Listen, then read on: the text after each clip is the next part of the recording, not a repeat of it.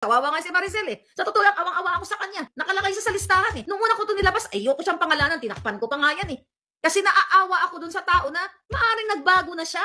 Wala siyang kinalaman. Ako na nanawagan ako, huwag niyo i-bash si Maricel Soriano.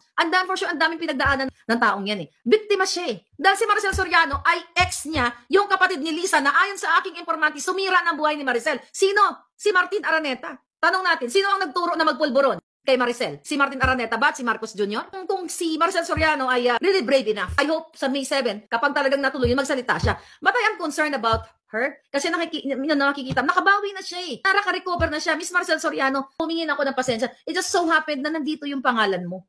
Wala tayong magawa eh. Kumbaga pasto ng buhay mo eh. I just so happened, naging relevant siya dahil ang nasasangkot dito, yung presidenting bangag. Kaya ako talaga nagkausap, huwag natin siya i-bash. You say sorry sa kanya kasi lahat ng tao, we deserve second chance, third chance, depende kung anong ginawa mo. I apologize sa kanya. Miss Maricel, hindi ko intensyon na kayo ay ipahiya or something. It just so happened na nakalagay yung pangalan mo. But since nabuksan na ito ng publiko, sana maging tumayo kayo at yakapin nyo ang katotohanan at maging inspirasyon kayo, maging role model kayo sa inyong kapwa-artista.